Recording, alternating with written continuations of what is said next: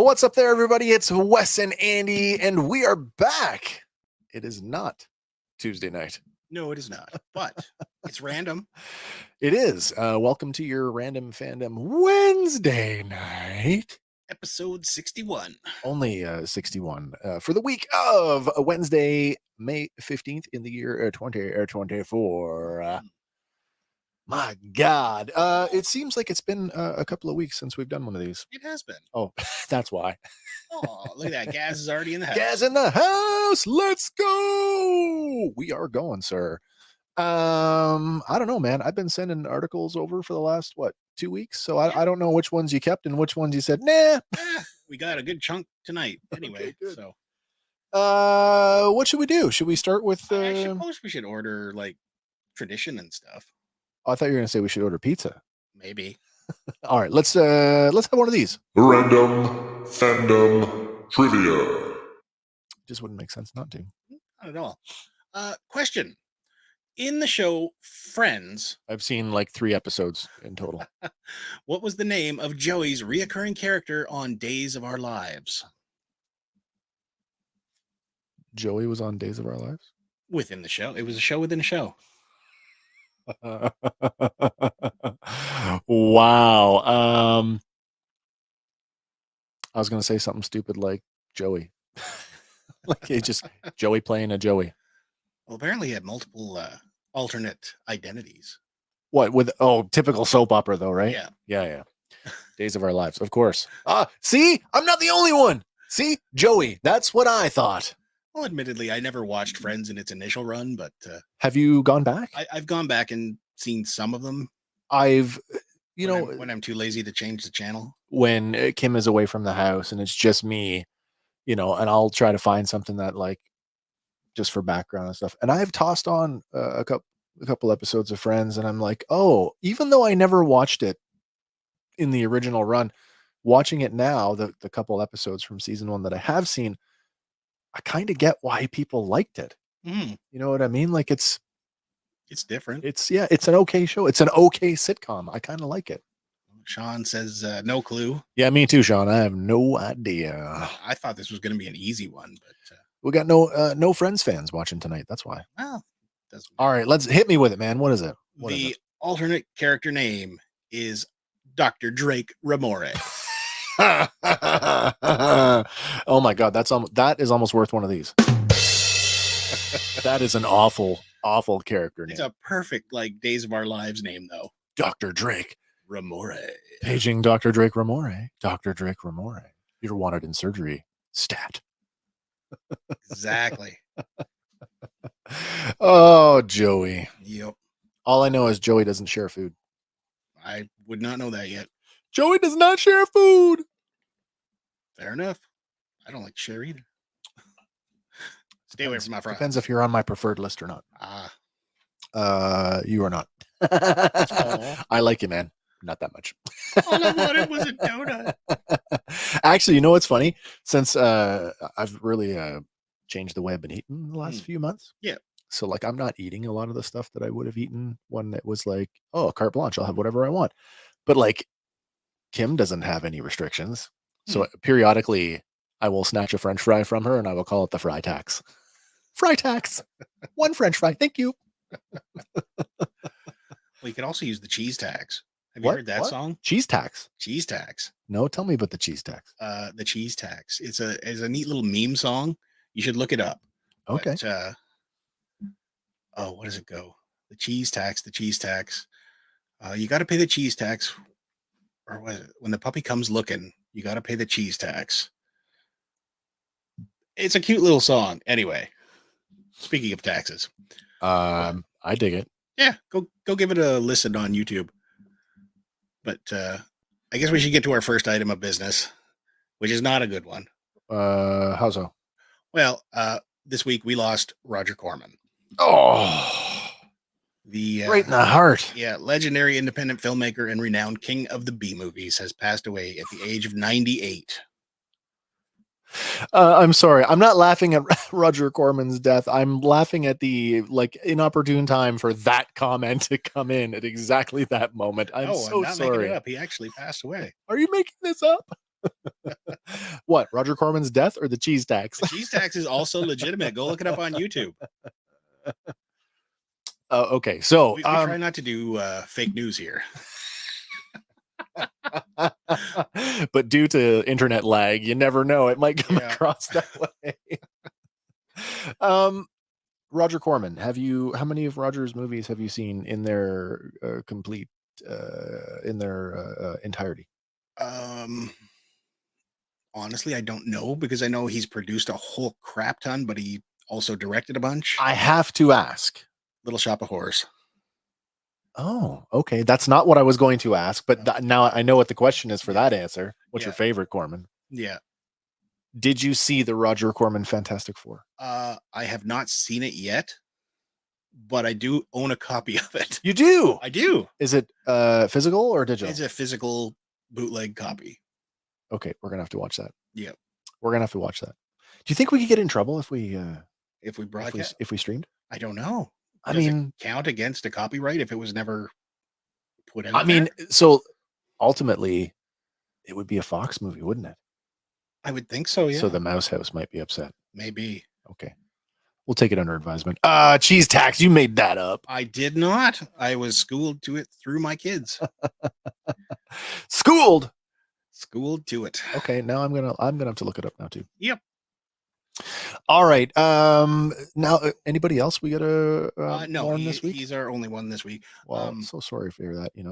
I mean, we did have one 2 weeks ago, but I guess it's not as timely. But the actor that played King Theoden in Lord of the Rings also passed. That's right. I think, was that 2 weeks or 3 weeks ago?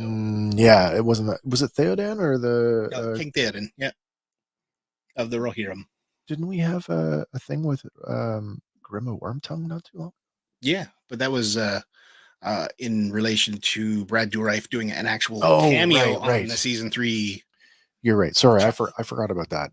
Roger Corman, almost 100, man. Yeah, like 2 years shy. 98. Wow. It's quite a stretch. Oh my God. I just inhaled a spit wad. Excuse me. Well, this next one might make you choke. I see the first line in that, and I'm like, oh, I'm excited to talk about this one. Yes. Wow. I gotta temper that. Mattel's Masters of the Universe is moving from Netflix to Amazon for a summer 2026 release. Well,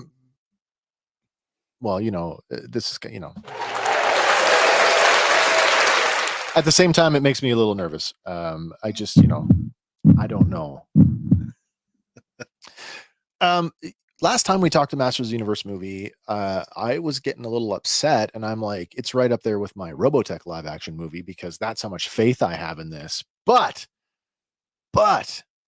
this is the first time that the movie has had a release date attached to it.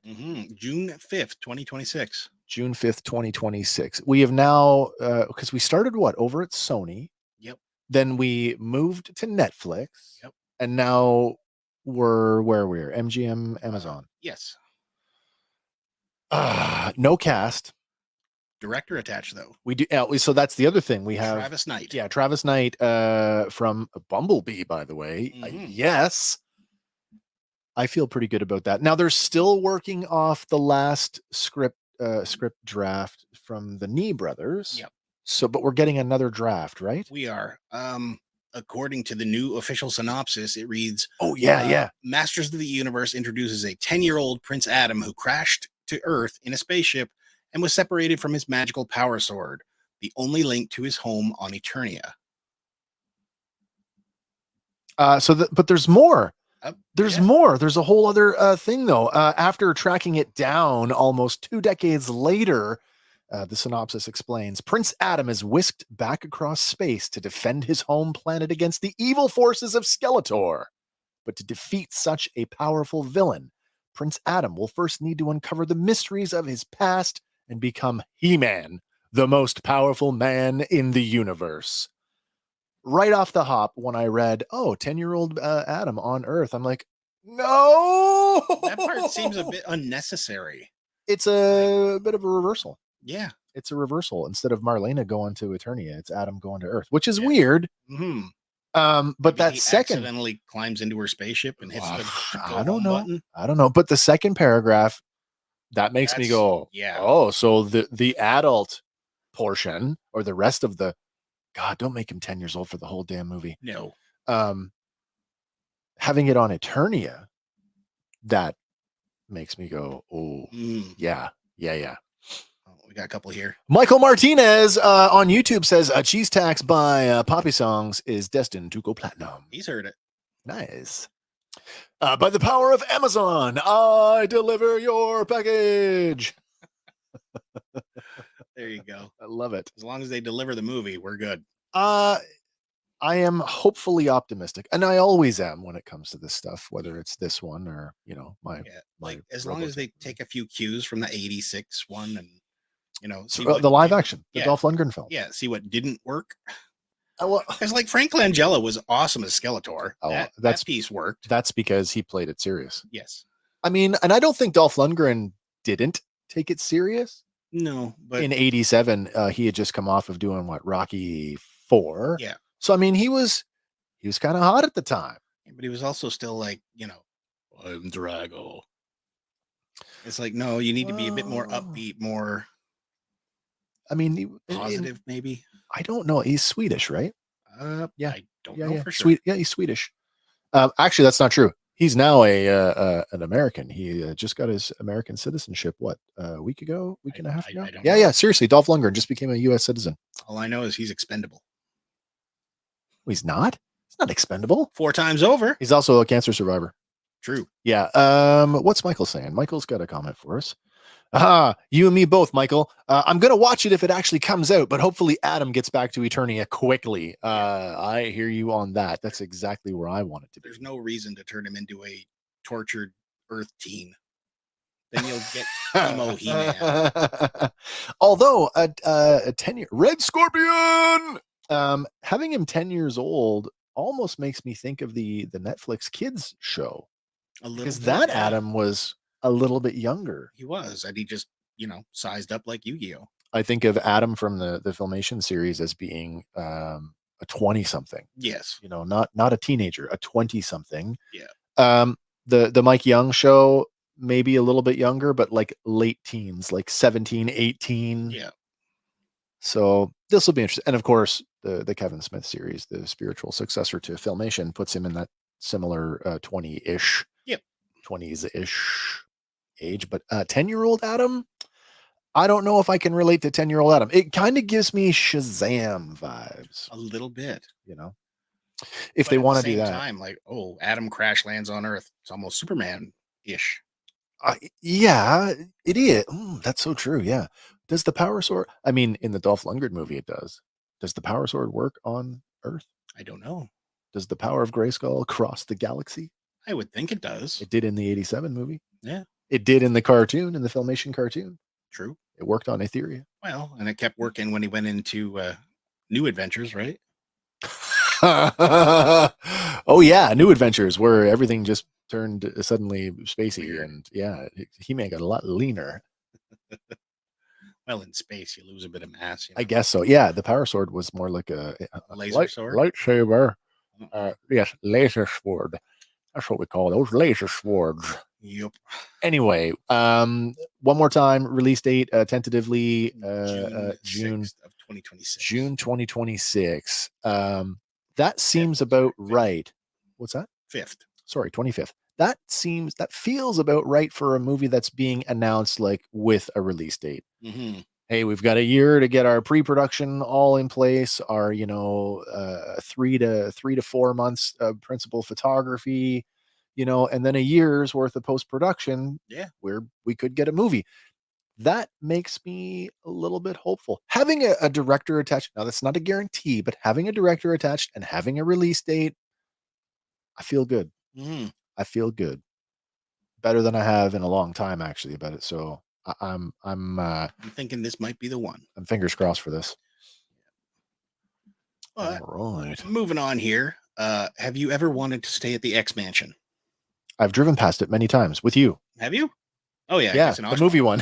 Well, there's a new one down in New York thanks to Airbnb. Airbnb. They have retrofit this place to look like the Xavier Mansion, complete with props and all sorts of stuff. How much money did they spend on the costumes? And is that a life-size Sentinel head on the front lawn? That is a life-size Sentinel head on the front lawn. Oh, wow. So they've unveiled this new line of specialty icon stays and experiences. And the one they've hyped up a lot is the XMen 97 Mansion. And it's supposed, well, it's close enough, but it looks like Xavier's School for Gifted Youngsters. So, and where is this? Newcastle, New York. Newcastle, New York. Okay. Now I have a question around this because I think of Airbnb as they don't hold any properties. Yeah. Like, whose house is this? Exactly. And who did Airbnb pay? Hey, can we do this with your house? Maybe. Or do they legit like own the property? I don't know for sure. I know they've done this a few times before with other properties, but this one, apparently when you go in, it will let you, or visitors can experience training in the war room with a professional stunt coordinator. Nice. You can try on Cerebro's helmet. Oh, that's cool. You can mix stuff up in Beast's lab. I'm digging the locker room here with the costuming. Like that just looks pretty spot on. It does look cool. I like Gambit's chest piece there is looking pretty cool. Mm-hmm. You can also recreate that Wolverine photograph meme in his room. You can receive a diploma from the Institute in Professor X's study. And apparently it was Microsoft that teamed up with Airbnb to repurpose a 30-year-old operating system to make working boom boxes. What? Like every prop is hand painted, and so don't touch it. No, don't touch it. But don't touch it. Enjoy it by all means. Hey kid, what's that? I don't know. Where'd you get it? I found it under my seat. Is it heavy? Yeah. Put it back. Sean says, I heard it cost $97 and you have to be chosen to stay there. So what? It's like a lottery Win system. A lottery, I guess. But I don't live close enough for this one. No, and we definitely don't live close enough for the next one. Oh no. But previous ones that they have done are Barbie's Malibu Dream House. Shrek's Swamp. That's a pass. And The Last Blockbuster. Oh, that's cool. And what? Say what? But yeah, you are correct, Sean. It will cost $97 per guest, and apparently they allow up to 8 guests to sleep in 4 bedrooms with 2 bathrooms. Oh my god! You could have your own X team go in there, right? Do they have Wi-Fi? Can we do a podcast there? That would be pretty cool. Can we stream? We could do a live stream from the X Mansion. That would be cool. How do I get you and like 6 other guys in there that we've hand chosen? True. That would be cool. Mm-hmm. But this next one from Airbnb as well is also pretty darn cool. You can stay in Carl's house from Up. Wait, when did this come out? This just came out last week. But it's located in Abiqui, New Mexico.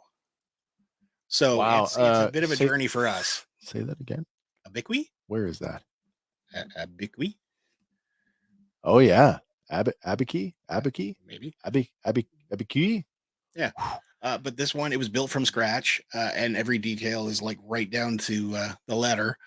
And apparently the house weighs 40,000 pounds, and it's attached to a crane that suspends it 50 feet in the air. Oh, gotcha. Yeah, so you could literally stay in a mansion that's floating. That's cool. I like that. Remember Mythbusters did the balloon thing? How many balloons would it take to float a chair? I do not recall, but it sounds familiar. It was good. Oh, Gaz says they want to impress me. They need to do Buckaroo Banzai's mansion. Wow. There's a with piece the bus of too, he says. Piece of obscurity that not many people are going to recognize, I'm sure. Yeah, so Peter Weller is going to be at Comic-Con this year, and I'm debating taking my copy of Buckaroo Banzai for him to sign. I would totally do it. Well, everybody else is going to be bringing RoboCop. I know, so that would make you stand out. I just want to go up and say, so when's the next album from the Hong Kong Cavaliers? And have everybody around me go, what the hell is he talking about? Yeah, it says do it. Yeah. It's cool. But sticking, or I guess swerving back to Amazon Prime. Oh, yeah, we are. This is kind of cool. This is just yesterday? Yeah, Nicolas Cage has been confirmed to play SpiderMan Noir in a live-action Prime Video series. So this is going to be Nicolas Cage in the same sense that Pedro Pascal is the Mandalorian. You know what? I don't know. I could see them just slapping a mask on him in a trench coat. He's not doing it. Nicolas Cage is not doing any spider stunts. Oh, no. Not a chance. So it will be Nicolas Cage for talking, and it will be stunt guy for everything else. But that's okay. I actually liked Spider-Man Noir. Yeah, his portrayal in the Spider-Verse was really good. I like that it's tentatively just called Noir. And what'd you say? Set what? What? Set where? It's the story of an aging and down on his luck private investigator in 1930s New York. Ah, right. So he was forced to grapple with his past life and the city's one and only superhero. So he can do it. Oh yeah. I'm rooting for you, Nick. For sure. Even though you're the direct-to-DVD king, I'm rooting for you. Well, I think he's got a bit of a resurgence happening. I think so. Especially after that other one. What was it? Willy's Wonderland. Oh, I always thought you were going to go with the unbearable weight of massive talent. No, I haven't seen that one yet. Oh, that's good. Willy's Wonderland's good too, though. But he doesn't say a word the entire thing. It's just all like emotive acting. Mm-hmm. What's this one from Gaz? Gaz says, I met Michael Beck at MegaFest. Everyone there was wearing a Warriors stuff. I was the only one there with a Megaforce shirt and had him sign a Megaforce thing. Funny, Megaforce at MegaFest. It just seems the appropriate thing to do. Damn Warriors! Come out and play. Not that the Warriors was a bad movie. No, kind of weird. But I totally get it. Like, I had a similar experience when I met Emperor Palpatine himself. When I met Ian McDiarmid, because I don't want to say. You go to these things and you don't want to say something stupid, right? I always say something stupid. You get a little starstruck sometimes, and it happens. But you want to make sure, like, because they've heard this stuff over and over and over and over and over and over. Well, when I went up to meet Ian McDiarmid and I took the photo and I slid it across, picked the photo that I wanted, and I handed it to him, and he said, "What's your name?" And I said, "It's Wes." And he started to sign it, and I said, "I really liked your work in Dragon Slayer." And he stopped and put the pen down, looked up at me, and he's like, "That was my first Hollywood movie." I'm like, "I thought you were really good in it. I'm sorry that you didn't live very long." And we had a bit of a laugh over it, but it was cool. So I totally get that. You want to do something that's super cool, that's not like everybody else. Yes. I kind of had something similar to that when I met Mark Begley at a Comic-Con. It was getting to be like the end of the day and the line had finished. So I'm like, you know what? The hell with it. I'm going to get an original sketch done by him. Yeah. And I walk up and he says, "Please don't make me do Venom or Carnage. I'm done with those." I'm like, "No problem, sir. I was just after a basic Spider-Man." Nice. So I ended up getting that. Oh, very cool. Very, very cool. Mm-hmm. Yeah, so Nicolas Cage coming back to the Spider-Verse in live action and for Prime Video. We talked about this earlier in our private chat, and I'm like, well, I mean, Sony doesn't have their own streaming service yet, so it's got to go somewhere. Yep. So interesting that they've landed on Amazon. Yeah. This next one's kind of neat.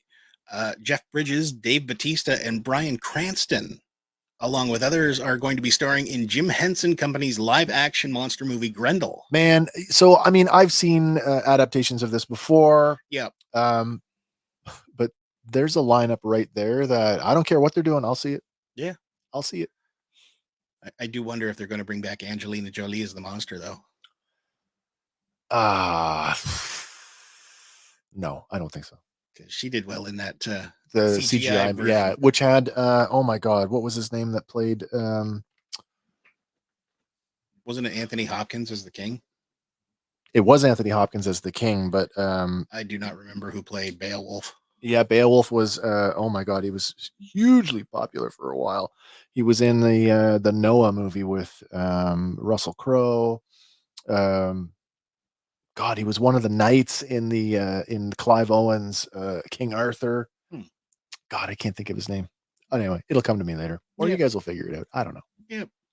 But again, we're getting a new live action adaptation of it, and Jim Henson's never done anything wrong. So, well, the Jim Henson Company. Yes. The Jim Henson Company. I don't know, man. Did they have a hand in Return to Oz? Because there's a lot of nightmare fuel in that one.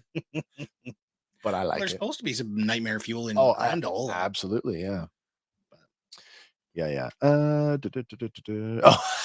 Gaz. Oh, I thought you were talking about the Grendel comic. No, Grendel, the mythology. Yep. Yeah. Apparently, Dave Bautista will be Beowulf. Bryan Cranston will be King Hrothgar. Okay. Yeah. And Jeff Bridges will be in the role of Grendel. So he'll be the all distorted monster. He will be playing the monster. Yeah. Well, that's a far cry from Angelina Jolie. Well, she was the mother of the monster. That's true. That's right. And I still think the first time I saw that CGI version, it felt like, oh, this isn't so much a movie as Hollywood just flexing their look what we can do now. It reminded me of what they were doing with Final Fantasy Advent Children when they did that Final Fantasy movie. Let's just make a 100% CG movie because we can. Yeah. And it, for its time, it looked pretty good. Yeah. Robert D. Krasowski is going to be directing it based on a screenplay he adapted from John Gardner's novel. So at least it's close to the source material, I'm hoping. Haven't read that one, so I don't know. Yeah. But going to be produced by Brian Henson and Vince Reza and Krasowski, as well as Jay Glazer.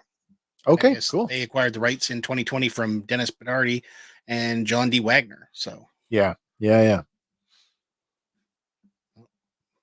Michael Martinez, that's a must see right there. Great cast. Mm-hmm. I am with you on that. God, I like all three of them. I mean, Dave Bautista has made a career out of saying almost nothing. Yeah, seriously, except for and even Drax doesn't have that many lines. Yeah, but have you seen some of his other comedy stuff though? Yeah, man, I saw Glass Onion. Nice. It's good. And then what was the other one? Not comedy, but Man with the Iron Fists. He played Brass Body, who again doesn't have to say much. Yeah, right. Just walks around all imposing. And I mean, he was a Bond villain that had what, one word or no words, no dialogue, almost nothing. My point is, the guy's not big on talking, but you don't hire Dave Bautista, because he is a thespian. Well, he got pretty far in the wrestling world. Well, that's a different kind of acting, though, isn't it? A little bit. I guess. No, acting is acting. Yeah. Acting is acting. Different stage. We'll just say that. Different stage. Yep. But moving on here. Yeah, man. I guess Kingdom of the Planet of the Apes swung in and did good numbers this weekend. I saw it. 72 million at the overseas box office and a 131 million globally. 131 million global box office for this movie. Now, that's just the first week, right? Yeah, opening weekend was last weekend. Strange thing here in Canada, at least here in Ontario, when you associate an advanced screening, what day of the week do you think? I would think Wednesday or Thursday. Always Thursday, right? Yeah. Unless it's a long weekend. Right? If it's a long weekend and the Friday's the holiday, you could get one on a Wednesday. But we had nothing. And we went and saw advanced screening on a Wednesday night. Nice. And I thought that's kind of weird, but we went to see it. Okay. I went to see it. I liked it. It's very clear that this character is descendant of Caesar. They don't tell you that. There's no exposition in the movie that says that he is a descendant of Caesar. So we just look at him and it's like chimp racism. Nobody looks like Caesar. Yeah. You know what I mean? So all those chimpanzees look the same to me. So there's an ambiguous amount of time has passed. They say, didn't they say in the trailer something like 300 years? They say generations, several generations. They don't say how many years. The trailer has said something about 300 years. I don't know if I buy 300 years because of some of the stuff that happens over the course of the film. Clearly, this is the start of a new potential trilogy. Well, did the director not say they're going for like a trilogy of trilogies? So the first 3 were wrapped up with the Franco one. And Franco was the start of that. Yeah. And now we're on to the second trilogy. I mean, yeah, my wife had some issues with this movie for legitimate reasons because it kind of undoes some stuff. And all I'm going to say is it's funny that this movie came out so close to Fallout. We'll leave it at that. If you have not seen it, I do recommend it. Go see it. It's pretty cool. Lots of cool visuals. Some of the performances are really good. But there's a bigger thing going on, and it's a bit of a thinker. It's not just straight up whiz bang like maybe the last one was, which was what, War for the Players? War. Yeah, which was amazing, by the way. Love that one. Yeah, loved it. So yeah, solid start. I don't know if it's going to command, if it'll turn the same kind of bank that the originals did. It'll be interesting to see what happens this weekend. I don't even know if there's anything coming out this weekend to go up against it, but always after that first initial you wait to see how things kind of how they fall off. So we'll see. Definitely worth watching though. Fair enough. Gaz says, look, all I want is the movie that takes place at the end of the Wahlberg Planet of the Apes film where he crash lands on the modern Planet of the Apes. I like the Wahlberg movie. Yeah, it was good. I love the Lincoln Memorial. I guess the Chimp Memorial. That was pretty cool. I would watch a movie set like that for sure. I would. Yeah. But as far as movies go, a lot of stuff gets leaked these days, right? Yes. There's no way to say that. Yes, it does. Well, Marvel is going after a leaker for Captain America: Brave New World. I read this and I'm like, oh. They have filed a subpoena with Instagram to learn the identity of Can We Get Some Toast? This is the account name. Yeah. Can we get some toast? Yeah. And that is an account that has repeatedly leaked private information about films and shows, including Captain America: Brave New World. Again, I don't know a whole lot about intellectual property law, and I certainly don't know how this is going to go up against whatever privacy laws are in place. Yeah. Because like I Meta being who they are, because let's be real, it's Instagram, it's Meta, it's Zuckerberg, and he's already in hot water for data leaking. So but like, I mean, did the guy infiltrate the compound and take photos and steal information? Or I feel like, was it a situation like you and I? We went down to Port Hope. We just happened to be there. Yeah. So I had a different thought. Can we get some toast? Works for Disney / Marvel. And if they grant this, because assuming this has got to go in front of a judge. Yeah. If a judge grants this, then whatever policies that the company has in place for non-disclosure, they can enforce it and they can fire that person. Do you know what I mean? True.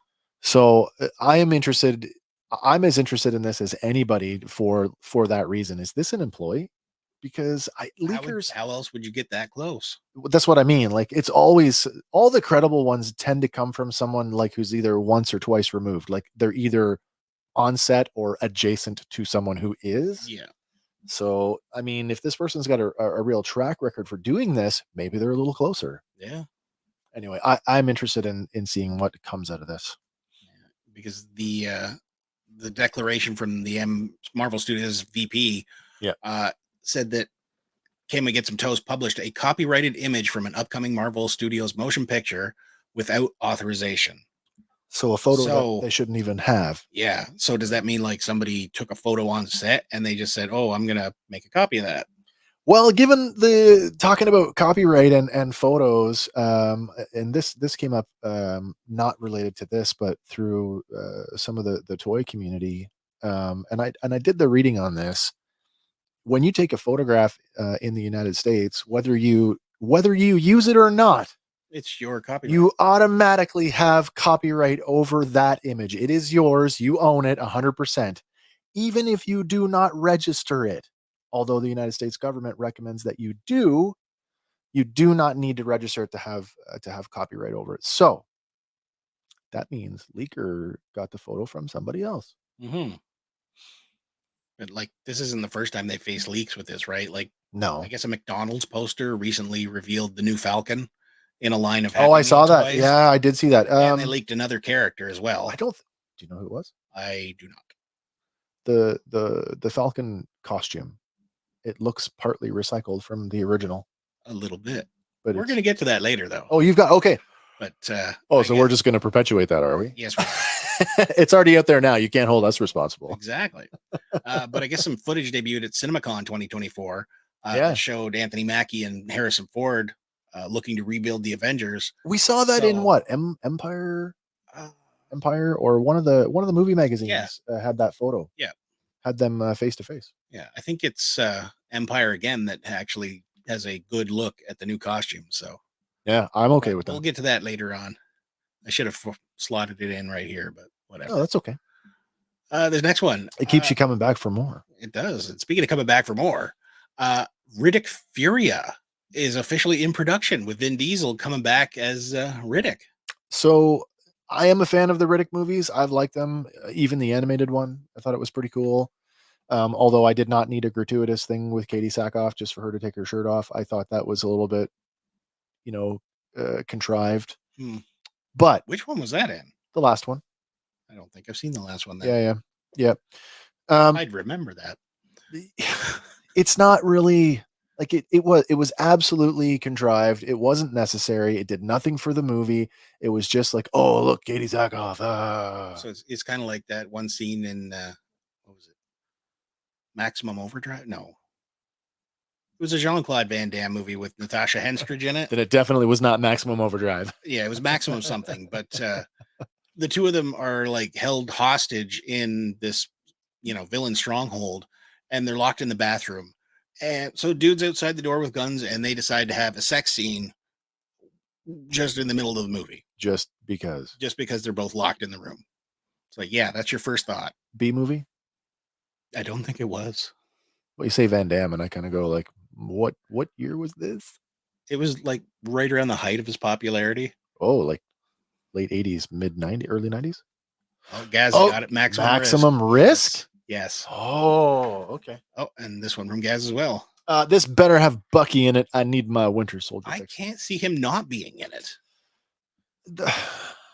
It feels like the rumor is that they're saving him for Thunderbolts.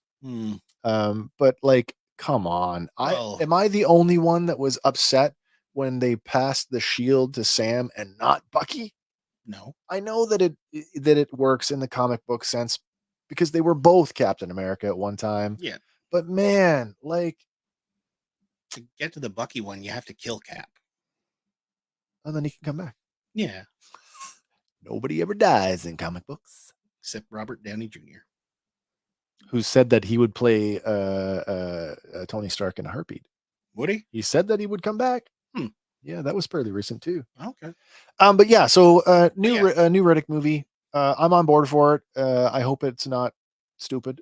Yeah, apparently he returns to his homeworld to fight alongside his people against a new monster. So whatever that will be, I don't know if that means like another kaiju or like a evil dictator type person or oh man, yeah, because what in the second one it was Carl Urban was the villain. Yeah. Another movie that you're like, oh, I've seen him before. Oh yeah, it's Carl Urban. You know him from everywhere. That's right. Yeah. It's going to begin shooting in Germany, Spain, and the United Kingdom on August 26th. So folks overseas can, get a sneak peek. Yeah, man. But in the brief plot synopsis from the press release, it reads, Riddick finally returns to his homeworld, a place he barely remembers and one he fears might be left in ruins. But there he finds other Furians fighting for their existence against a new monster. And some of these Furians are more like Riddick than he could have ever imagined. So what? They're all going to have the I can't see them all having the eye shine because that was just the thing he got done in prison. Yeah. But I don't know. I could see them being, bloodthirsty and kick-ass warriors. Yeah. Yeah, sure. Yeah. They're his universe's Mandalorians. Basically. Can I say that? Am I allowed to say that? Sure. No, I did anyway. This next one, the producers of Gen V have issued a statement. Oh yeah, I read this one. Confirming that Chance Peridomo's character will not be recast. Not for going the to second recast the season. young man. That's interesting. So, are they going to explain his absence as off-camera death? He's gone somewhere else. The quote from them in a statement says, "We won't be recasting the role because no one can replace Chance. Instead, we have been taking the time and space to recraft our season 2 storylines as we begin production in May." So it doesn't really tell us what they're going to do with him, though. No, but like they could spin it so that he just, went away to somewhere, or the shitty thing is it's going to be probably one line of dialogue, never to be spoken of again. Because most of them are like that. When you write somebody out of your show. True. But like in the Fast and the Furious, right? They did that whole scene at the end with Paul Walker where they CGI'd him. Oh, that's true. And he kind of just drives off into the sunset. Yeah, rode off into the sunset. No, you're right. They might do something like that. I mean, yeah, different reasons for writing him out. It's not especially with all the face technology they've got now. True, right? Absolutely true. Yep. Dom Riddick, why you back? I came for the tuna sandwiches. Bullshit. Nobody liked the tuna sandwiches. Love it. He did. I love it. Oh my God, we're going to talk about this one. Yeah, next one. Coming to the next one. You're either going to love it or you're going to be real angry. Guys, get ready, man. Yeah. Take your blood pressure medication. James Gunn has shared the first look at David Cornsweet's Superman. And everybody's losing their mind. Why is he taking his damn time putting on a boot? Like, Superman switches over in a flash. He always has. And so walks into the phone booth, comes out like a half a second as Superman. I seriously think that this is a seriously super slow-mo sequence. We just are seeing a still within that super slow-mo sequence. And at the same time, like there's burning going on in the shoulder area there. So it looks like he could be just, dumping the rocks out of his boots. It could be something very much like that. Just gotta adjust my sock. Yeah. Like remember in Spider-Man 3, he had to take time to, empty the sand out of his boots. That is true. So, I mean, that is true. Humanize him a little bit, but all right, we've spent some time talking about Superman, about the Superman Legacy, now just called Superman Project before, particularly around the reveal of the Shield. Seeing it on an entire, like a full costume, I'm better with it now. Seeing it like this, surrounded by the rest of the blue. Yeah. Even if it does have trappings of a Cavill-esque suit with all of the piping on it, I'm okay with that. I even like the little hint. It looks like Henry. Looks like Henry. Come on, I know. So when this image came out, there was all kinds of memes all over the place. And the stuff that got replaced in the background. I know. I saw one that the caption was, when Mom says you got Henry Cavill at home. Can we get McDonald's? I can make you better than McDonald's. I'll make you one at home. Can we see Superman? We got Henry Cavill at home. That's what you get. Listen, yeah. I have nothing against oh my God, David Cornsweet. Yeah. I have nothing against him. I don't know anything about him. Yeah. Have we seen him in anything yet? Probably. I just couldn't tell you. So guys, yeah, he changes in a flash, but during that flash, this is what it looks like. That's what I'm thinking. I'm right there with you on that one. This is just the blink of an eye, like when they did a lot of the stuff with the Flash. Yeah, Speed Force time. I'm good with it. I like the look. The colors don't seem particularly muted like they were in Man of Steel, which was a big complaint there. The shield is of an appropriate size, which was the complaint from the Brandon Routh movie, that the shield was too small. All in all, this is a good look for me, and I am on board to give this one an honest chance. It's a Superman movie. It helps that I'm a Superman fan. So yeah. But that does bring us to our next segment. What are we doing? Sure. Anything to drive the rage today? I don't know. Maybe. All right, we'll see. First up, we got from McFarlane, a Music Maniacs, Rob Zombie. I dig it. Looks pretty good. I mean, I dig it. All zombie-ish. Custom Lobo if you want one. Basically. I'm sorry, I can't help it. But I mean, that's Lobo. Lobo with a trench coat. Yeah, exactly. But moving on here, we get our first look this time at Cyborg Superman, which is this is an really interesting, different take than the comic books. I was about to say, like, is this a comic look that I'm unaware of? If it is, I don't know about it either. But based on the Reign of the Supermen, this is not that version. I mean, it looks badass. It looks like a Cyborg Superman. Absolutely. Absolutely, it does. I like it. And I mean, if this is like artistic license, then yeah, I'm cool with it. You know what it reminds me of? It reminds me of the oh my god, the Play Arts Kai figures. Yes. You know how they always took like a hyper stylistic Yeah. take on some of the characters like Superman, Batman, Yep. well, everything they've done really. Kind of reminds me of that. And I'm okay with it. Yeah, it's available for pre-order tomorrow. And Gaz says, "Oh, holy Todd Father, Huey Lewis, please." Huey Lewis, please. And for the Superman one, that looks great. Mm. Although looking at that shield, does that look like it's made out of like somebody made it out of Play-Doh? It kind of looks like that. It does. Like it's just laid. It's just right on there. Just laid on there. Yeah. No, he does look. He's really, really cool. Available for pre-order now is this next one. Tim Drake Robin. Oh, he looks really, really cocky. Yeah, he's definitely got that smirk going on. Robin with pants. Is that soft goods? I believe it looks like soft yeah. goods. Soft goods cape. It does look like that, doesn't it?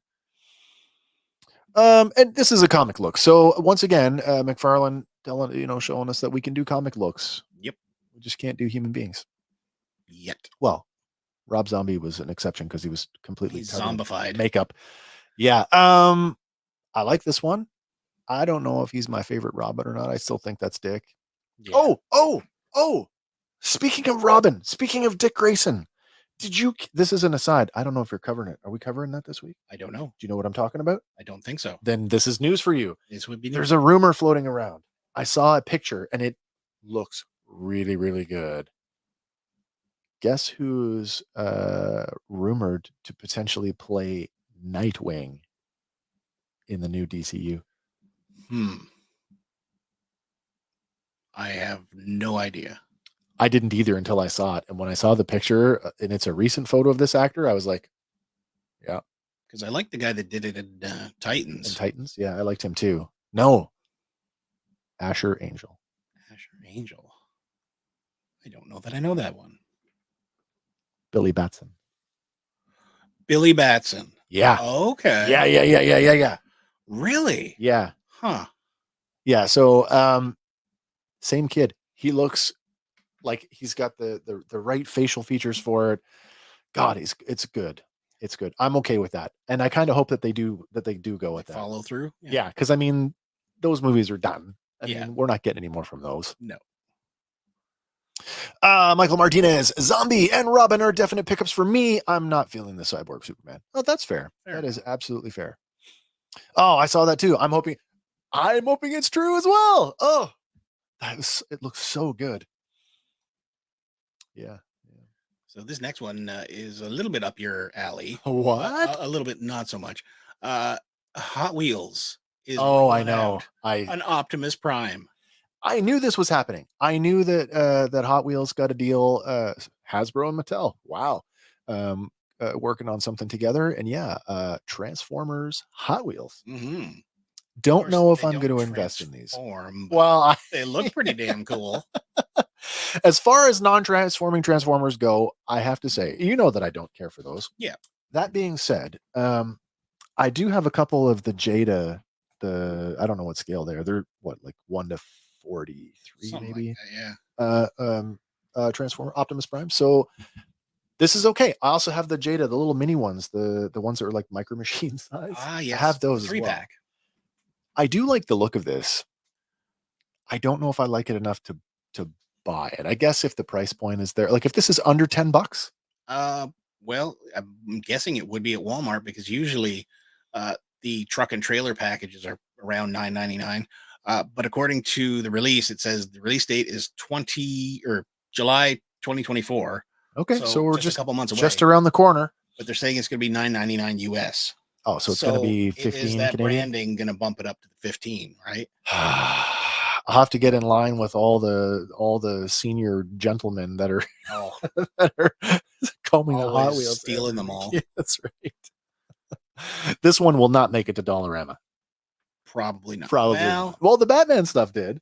The Batman stuff did. Yeah. Oh, JoJo, that I'd definitely buy. Yep, absolutely. I know the trucks have shown up at Dollarama once, but nothing like name branded. Yeah. The closest thing was the 2-pack of the Ecto. Like that's right. Back. Yeah. The Ecto and the 1A, or was it Ecto 1 and the real Ghostbusters Ecto? I thought it was 1 and 2.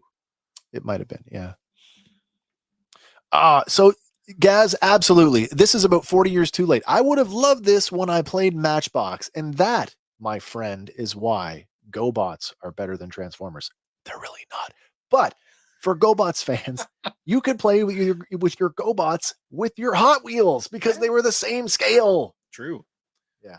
But it's funny you say 40 years too late because this is the 40th anniversary. Right? It is the 40th anniversary. And by the way, today was the first screening of the first 4 episodes of Transformers G1 Robots in Disguise, parts 1 through 4 in select theaters today. Also showing again on the 18th and 19th with a special table reading from Peter Cullen and Frank Welker and more surprises. I know I'm going on the 18th. Nice. Woo. Doesn't also transform? No. Sadly, no. It goes fast though. It's a track star. I mean, I bet you the door of the trailer opens. It looks like there's tabs there. Yeah. Is there a roller inside? Maybe. Is there a roller inside? That'd be kind of cool. Yeah, maybe. But sticking with Transformers, Transformers Missing Link CO3 Bumblebee and CO4 Cliff Jumper. So this is the follow-up to Missing Link Optimus Prime, which you know me, my love of G1 is pretty big. Not enough that I want to go and buy the G1 toys. I still prefer modern. This is kind of right in the middle. Yeah, because they've updated with movable joints for posing and absolutely, yeah, accessories. So I like them. I see the appeal of them. And if I was going to buy one of them, it would have been the Optimus Prime. I chose not to. In fact, I don't even think I've seen it here in Canada. Oh, probably not yet. Yeah, I like these for what they are. They're just not for me. Well, they're available per pre-order today, so. No, GoBots are better because of that fact. Okay. Well, yes. Listen, I'm just gonna play the trump card, and I'm just gonna say, like Hasbro, bought the GoBots, and now they're like an alternate Transformer history. So yeah, but again, why have they not dumped them out as like 30th anniversary or 25th anniversary? Again, they've over the years since they bought them, because GoBots, when they came out in North America, it came out under Tonka. Yeah, under the Tonka brand, which Hasbro acquired in whatever year. Yeah. Over the years, they have put out periodically Transformer molds with GoBot names and decos on them. It's just very, very few and far between. They're like the Canadian Transformers. when Transformers was made by the CBC. Yeah. Oh, that's funny. So again, sticking with Transformers, this one was revealed during the Hasbro Pulse Transformers fan stream. Yeah. Straxus. So did you read the comic books? I did not. I had like 2 issues of it, and it never grabbed me like Spider-Man did. Same. I looked at this and I go, oh, that's cool. But then I look at the toy and I'm going, oh, that's a remold, a retooling of the most recent Galvatron mold. Really? It's instantly like even the alt mode version. Yeah. I'm like, oh, it's Galvatron. I don't have an issue with that. I don't have a problem with that. Yeah. But this is a character that I don't know anything about, so I can't relate to this character. Yeah, apparently he rules over smelting pools of polyhex, melts down Autobots and neutral Cybertronians into metal to be reused by the Decepticons. So he's a recycler. He's a recycler. don't think I've ever thought of the Recycler as being a not so friendly evil robot before. Well, I guess he's straight out of the comics, so. There was lots of Transformer news this week, man. There was this. There was a few more. There was, like this next one, which is we have more. A Transformers War for Cybertron Decepticon Soldier. So just like a generic. Yeah. So these were. Did you play War for Cybertron? I did not. It's a fun, really fun game. But these were basically your endless supply of minion bots. Okay. These were basically Reflector for the video game. Anybody who remembers the G1 cartoon will remember that Reflector was like they were the generic soldier bots before the Insecticons. Remember that? When there was like dozens of Insecticons on screen? Yep. But there's only supposed to be like 3 of them. Why is there like 100? Anyway, these guys were, Transformers, fear the GoBots. I don't know about that. Nobody fears Optimus Prime. Nobody. It's just inspiring. You telling me that name one, no, this could get into a flame war. Name one Transformer that would be afraid of Scooter. Remember Scooter? Mm-hmm. You know what's really shocking is when you realize that the voice of Scooter is also the voice of Megatron. Frank Welker doing nice. Scooter, because he uses the Bungie voice. Remember Bungie? Bungie, happy. You don't remember Bungie? It sounds familiar, but I can't play. Same voice. At least he didn't use Fred's voice. Oh no! Well, that's pretty close to his regular speaking voice. Yeah.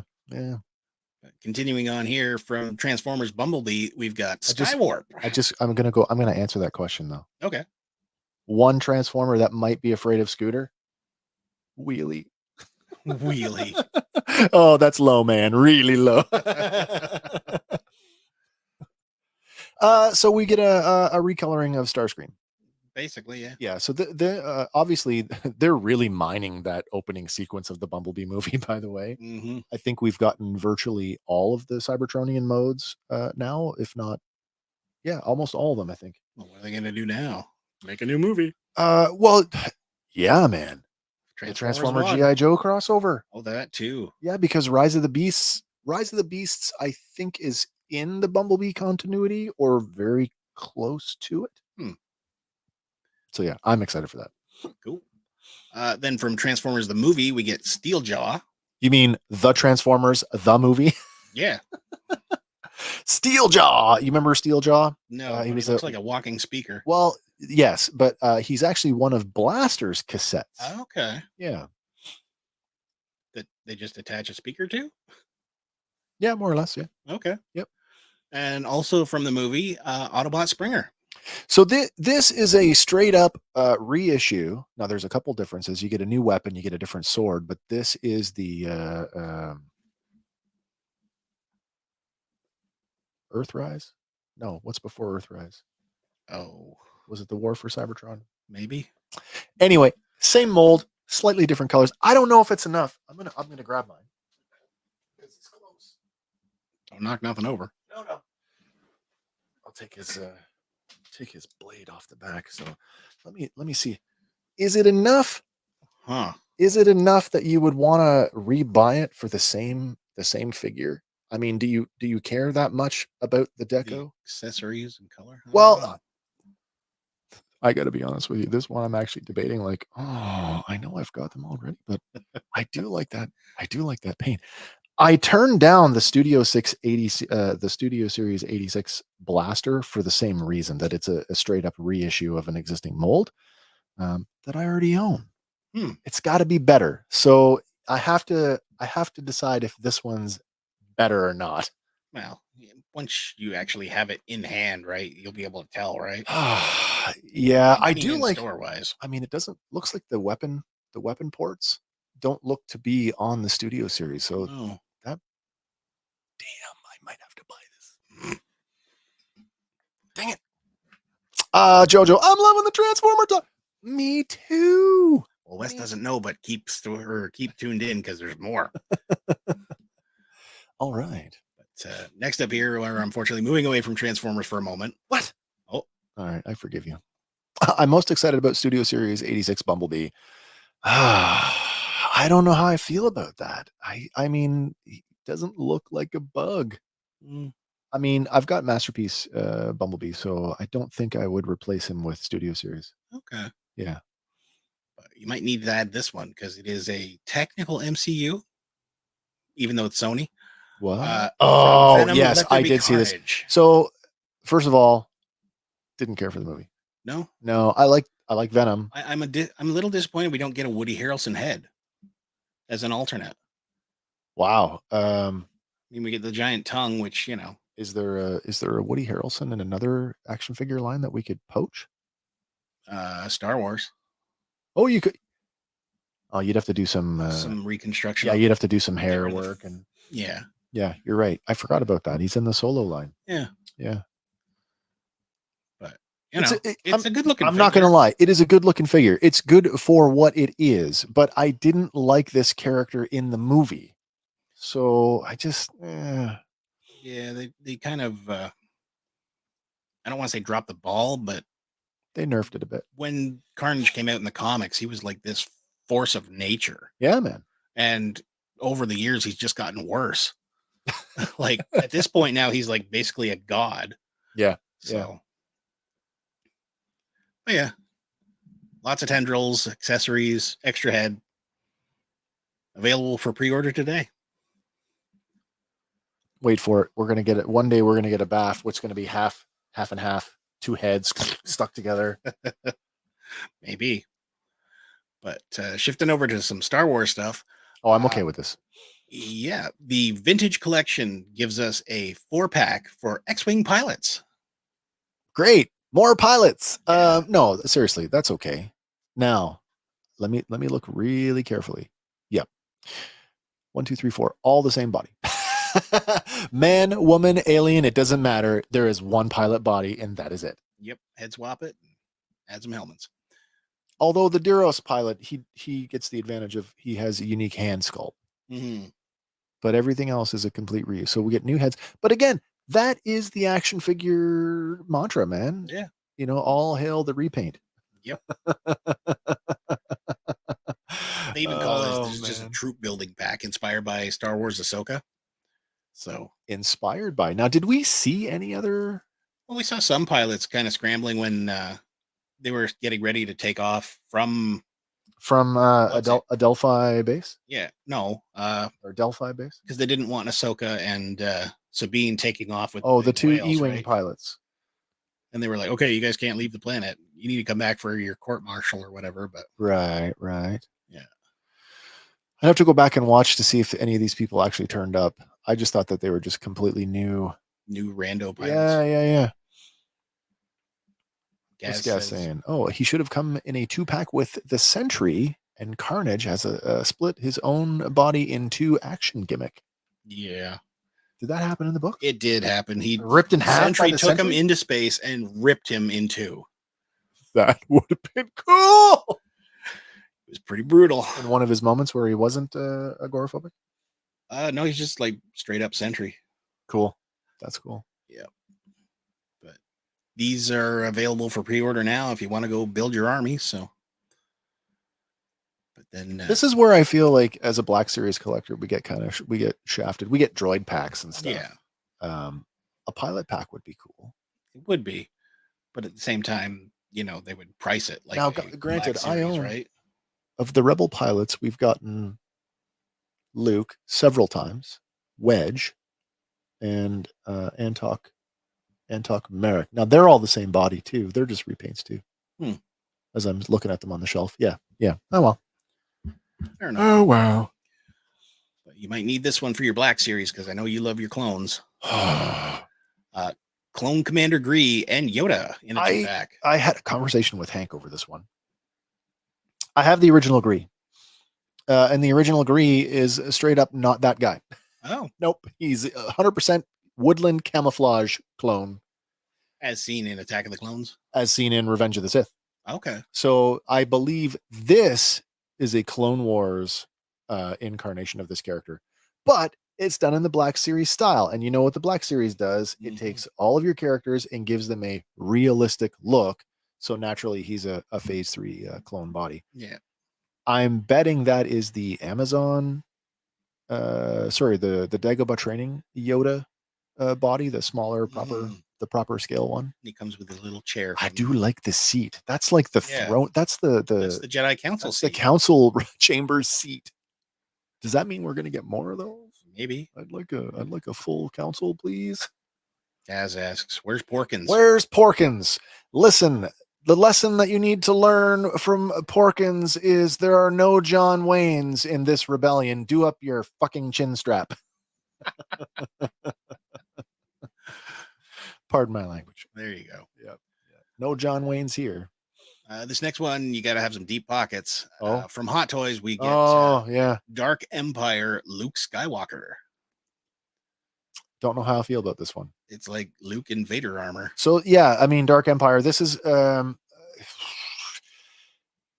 we've explored this before. I mean, this is Luke Skywalker turning to the dark side. Yeah, and although it's temporary, he turns to the dark side.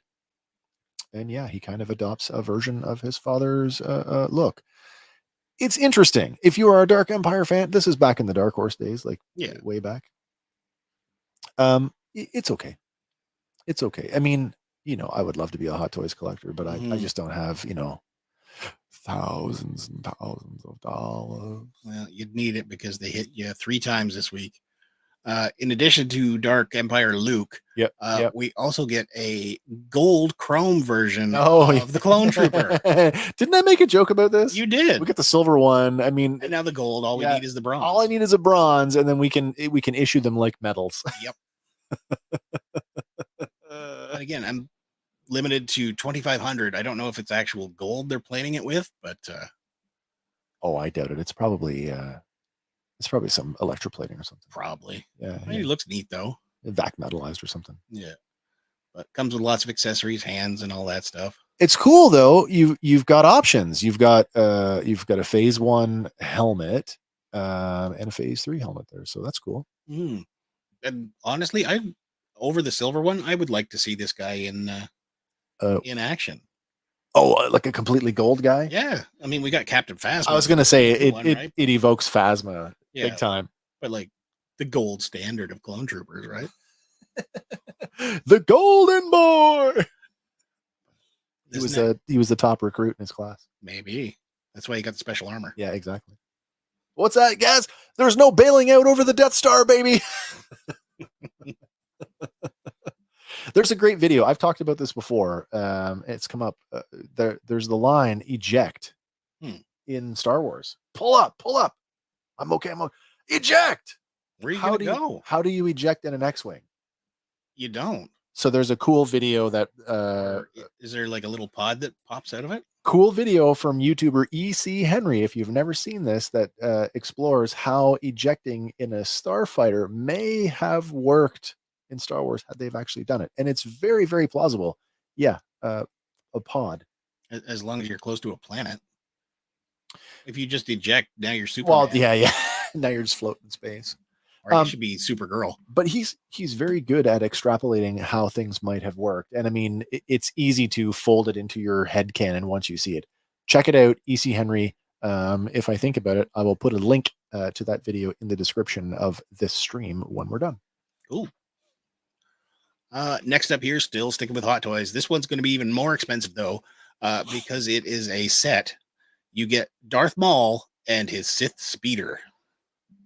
Oh, he is. So that's going to be what, like $1,000? Probably. But holy crap, does this look good? Wow. So that's right in that scene. Anakin, duck. Yep. Yeah, that's really cool. Like, just the head sculpt on this thing is incredible. I mean, that's Ray Park when he was skinny. Yeah. Not that he's a big guy now. He's just he's definitely bulked out over the years. Yeah. Well, Gaz says, basically, yeah. Me too, man. What? Comes with a speeder, multiple heads, lightsabers, hands, all sorts of stuff. And we should finally have our revenge against the Jedi. Gonna have the revenge against your wallet. Hey, this is a great toy. It is. Is it got looks like he's got the movable eyes. I believe he does have the rotating eyeball thing. Yeah. As does Luke. Oh, that's cool. Mm-hmm. That's cool. I mean, so he can be looking at you through the corner of his Are you the type of person though? Like I know actually go in and do it. For me, like I pose my figures, I put them up. They're mostly museum posed. Yeah. Would I go back and like, I'm just gonna make them look around there? I don't know if I would do that. I would. You would. I would do it just to mess with people. Like, oh, why is that toy looking at me? It wasn't like that yesterday. Exactly. Yeah.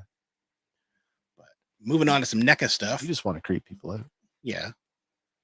And speaking of creeping people out, you got 2 weeks left to pre-order because these close May 27th at 11:59 p.m. For the Friday the 13th Camp Crystal Lake accessory pack. Is this a new thing, or is this a reissue? Because I just saw a thing for the Freddy Krueger the furnace. Shh. Oh, sorry. That's a spoiler. It's a reissue. Yeah, I know. Yeah. Okay. Was this a reissue too? I don't know. I don't think this one is, but this is a new one. Oh wait, Maul with Eagle Eye Vision. Yeah. But yeah, this one, it gets you the Crystal Lake sign, a dock base, a rock and sign with the base chain, so you can recreate him being hung underwater. Yeah, that's cool. Because I've seen that a lot popping up on like Temu and weird sites like that. But it does not include Jason, unfortunately. No, it's just if you've already got your Jason, you know. Well, you need the appropriate Jason because this is that's what movie is he hanging under there? I believe he's hanging under there in 4. So that's 4 or 5. I mean, you can use whatever Jason you want. Your toys, do whatever you want. Exactly. Put Freddy under there for all that. But speaking of Freddy, like you said, oh yeah, there it is. Furnace diorama. So I mean, we when I was still in the business, like that's going back a bit now. That's been around for that long. Yeah, so interesting to see it come back. It's 9 inches by 4 inches by 4.3. Yep. Uses button cell batteries to light up the furnace there, and it's got a tiny little Freddy in there. In the furnace? In the furnace. Hey, open the door. Let me out. Hey. But that's not the only one they got, because they also have the Freddy accessory pack, which will get you this is also a worm from Dream Warriors. Also a reissue. Is it also a reissue? Yeah. Fair enough. Yeah. But I guess the worm stands 12 inches tall, so it's large. 12 inches. Yeah. Oh, maybe it's not a reissue then. Features an articulated head and a display base like it's styled on broken floorboards. It's cool. It looks super cool. Yeah. You also get the Elm Street street signs and Freddy when he's become a TV. So it's Max Head Freddy. Yeah. The arms on the TV are articulated so you can, drag somebody into the TV like they did in the movie. So yeah. But if you got a Freddy, you might need this. Who knows? And Gaz says, holy shit. Well, if you think that's weird, this one I actually want. NECA also announced they are doing a deluxe 7-inch Krampus. He's a good looking figure. Is it articulated? It is. Multiple hands, multiple tongues in case you want to do the big tongue out look. Also comes with a little snow globe that he imprisons all the families in. So, I mean, I get it. I like it for what it is, but the issue I have with this is that figure, the pose that you see it in right now, you're not going to be able to do anything more drastic than that. Probably not. Because of those molded sleeves. Yeah. This is one of those ones where this figure might have been better off in their 7-inch clothed line, where you could have done that in soft goods and you could have maybe got a little bit more out of him. Maybe. Still looks pretty cool. Yeah. I definitely want to get this one though. I haven't bought a NECA figure in a while. Gosh, yeah, in a while, yeah. Fair enough.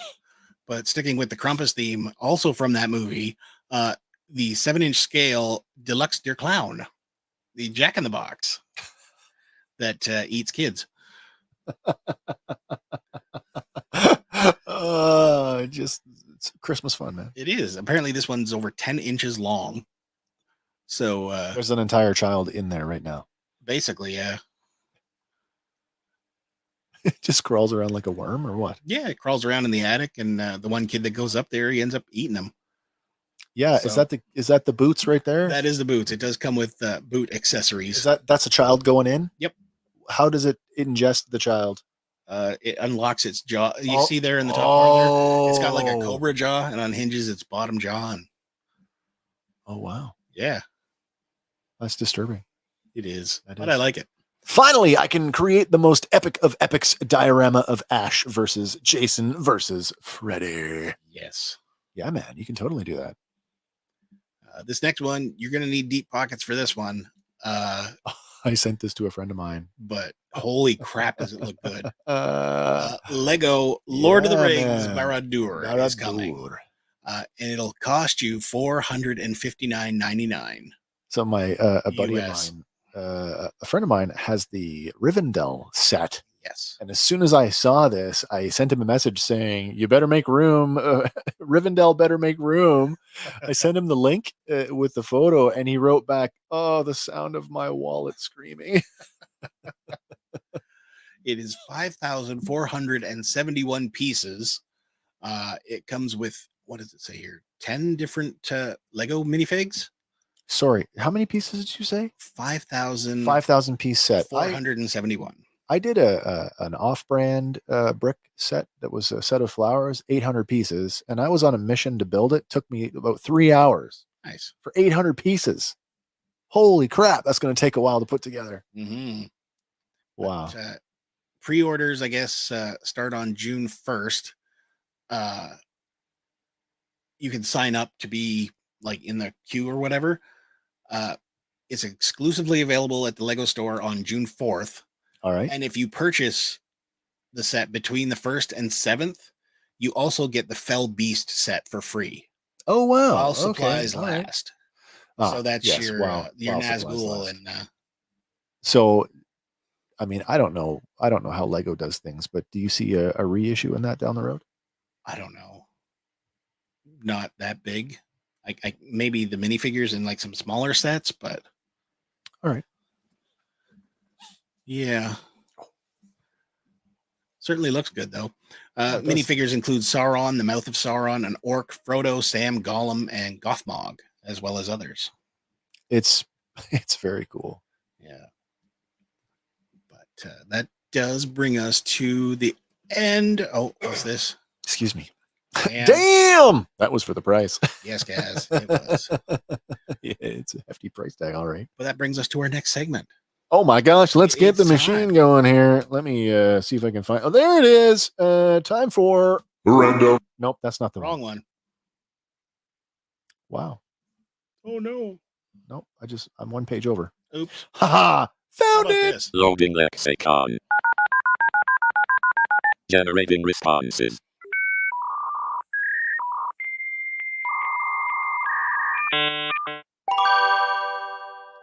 Responses ready. Lexicon is the word game where you decide what's real and what is a con. Get ready. Here we go. Nice. All right. Lexicon, once again brought to you this week by Andy. What do you got for us this week, Andy? All right. Our word this week does not have the audio pieces, but that's all right. We'll get back to it. I can pronounce this one. Oh, good. All right. Our word this week is perspicacious. Perspicacious. Perspicacious. Perspicacious. I feel like this is a sweaty thing. Perspicacious. Well, let me give you a definition. Oh, sure, number one. I'm just throwing that out there. Sure. Fair enough. Definition number one. An adjective describing someone who suffers from excessive perspiration of the armpits. Oh, okay. Definition number two. An adjective describing someone who has a ready insight into and understanding of things. Oh, that's my red herring right there. And definition number three. An adjective describing someone who continues firmly or obstinately in a course of action in spite of difficulty or opposition. Wow. You only got one sweaty definition. Yeah. That makes me feel it can't be the sweaty one if there's only one. If all three of them were sweaty, it would be one of them, right? Like, pick the best sweaty definition. damn it, I don't know. The IUS, like bodacious, atrocious, you know, it's evocative of something, someone doing something. Mm-hmm. Sean is saying number 2. And I'm going 3. I'm locking in 3. I'm not phoning a so friend. is Kay. I'm not phoning a friend. I don't need it 50-50. That's what it is. It's 3. Lock it in. Final answer. That's what I say. And Gaz is undecided. Oh, wait. Oh, wait. We need our We do. Jeopardy music. Let's give you some time. Yeah.